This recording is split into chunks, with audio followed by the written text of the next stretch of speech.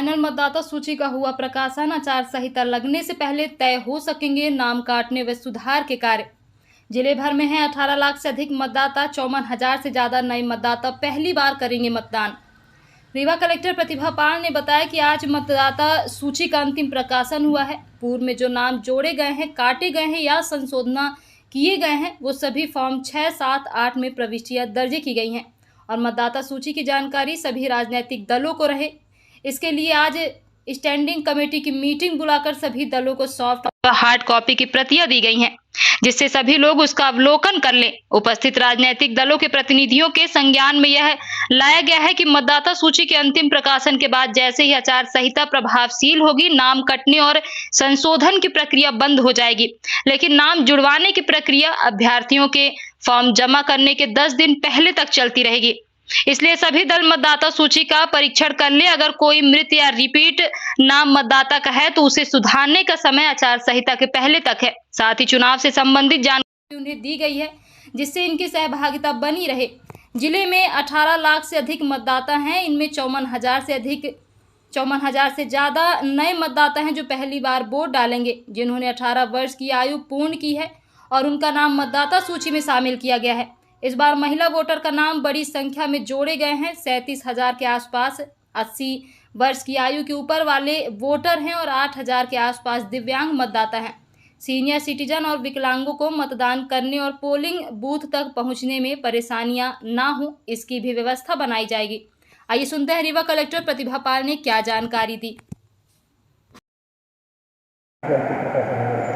आज मतदाता सूची का अपना अंतिम प्रकाशन हुआ है, क्योंकि फाइनल पब्लिकेशन में जो पूर्व में 2 अगस्त को ड्राफ्ट पब्लिकेशन हुआ था, उसके बाद में जितने भी नाम जोड़े गए हैं, काटे गए हैं या संशोधन किया गया है, वो सभी जो फॉर्म 6, 7, 8 है उनकी प्रविष्टियों को इस फाइनल पब्लिकेशन में दर्ज किया गया है। और मतदाता सूची जो फाइनल पब्लिकेशन हुआ है उसकी जानकारी सभी राजनीतिक दलों को रहे। इसके लिए आज स्टैंडिंग कमेटी की मीटिंग बुला करके सभी दलों को इसकी सॉफ्ट कॉपी में और हार्ड कॉपी दोनों में प्रतियां भी प्रदाय की गई हैं, ताकि सभी लोग उनको देख लें, अवलोकन कर लें।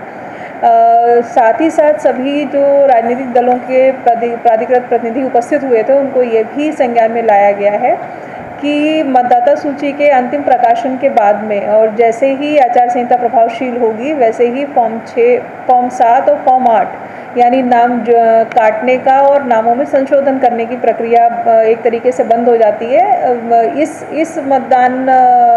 विधानसभा निर्वाचन में उसका उपयोग नहीं होगा। हालांकि फॉर्म लेने की प्रक्रिया चलती रहेगी, पर उनका डिस्पोजल इलेक्शन के बाद होगा। लेकिन फॉर्म 6 यानी अपना नाम जुड़वाने की प्रक्रिया अभी चलती रहेगी, जब तक कि जो अभ्यर्थी अपना नाम निर्देशन पत्र फाइनल करते हैं उसके 10 दिन पहले तक ये प्रक्रिया चालू रहेगी। तो सभी भली प्रकार से अपने नामों का परीक्षण कर लें और सभी को ये भी अवगत कराया गया, यदि अभी भी किसी राजनीतिक दल को ये लगता है कि किसी मृत व्यक्ति का नाम या किसी रिपीटेड वोटर का नाम मतदाता सूची में है, तो अभी जब तक आचार संहिता नहीं लगती तब तक का समय है अपने पास में। तो ऐसे विषय हम लोग के संज्ञान में ला दें, तो उन पर भी हम लोग ताकि समय रहते कार्रवाई कर लें।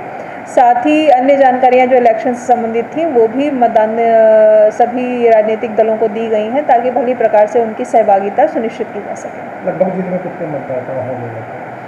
अब फाइनल पब्लिकेशन में जिले में 18 लाख से अधिक मतदाता हैं और इस बार का जो फाइनल प्रकाशन हुआ है उसमें हमारे यहाँ लगभग 54,000 से अधिक अपने यहाँ अब नए मतदाता हैं, यानी जो पहली बार वोट डालेंगे, जिन्होंने 18 वर्ष की आयु अभी पूर्ण की है और उनका मतदाता सूची में नाम शामिल किया गया है। साथ ही इस बार की मतदाता सूची में एक और अच्छी चीज़ है कि अपने यहाँ जो महिलाओं के नाम है, महिला वोटर्स के नाम है, वो बहुत बड़ी संख्या में जोड़े गए हैं और अपना जो सेक्स रेशियो पिछली बार की मतदाता सूची में जो 888 था, वो बढ़कर के इस बार 914 हो गया है। और इसीलिए हम लोगों ने ऐसे BLO को भी पुरस्कृत किया है जिन्होंने 100 से अधिक महिला मतदाताओं के नाम इस लिस्ट में जोड़े हैं। तो जो अंतिम प्रकाशन मतदाता सूची का हुआ है उसमें लगभग अपने 37,000 के आसपास 80+ वोटर्स हैं, यानी सीनियर सिटीज़न हैं। अपने लगभग 8,000 के आसपास दिव्यांग मतदाता हैं। तो इस प्रकार से कुछ जो फाइनल पब्लिकेशन हुआ है उसके डेटा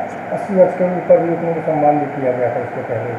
1 अक्टूबर को अभी 80 वर्ष से ऊपर के जो मतदाता हैं उनमें से कुछ मतदाताओं को जो शारीरिक रूप से स्वस्थ हैं और जिनको आने जाने में कोई तकलीफ नहीं है, ऐसे लोगों को एक कार्यक्रम में मानस भवन में सम्मानित भी किया गया था, उनको बुलाया भी गया था। निर्वाचन से संबंधित आने वाले समय में जो चुनाव का दिन होगा, किस प्रकार की सुविधाएं दी गई हैं, किस प्रकार की विंडोज़ तैयार की गई हैं, कई ऐप हैं, कई सारे वॉलंटियर्स हैं, इस तरीके की जानकारियाँ भी उनको सभी को दी गई हैं। उद्देश्य ये है कि मतदान की प्रक्रिया में और पूरे चुनाव की प्रक्रिया में सभी आयु वर्ग के लोग भाग ले सकें, ये सुनिश्चित करने के लिए ये कार्रवाई की गई है।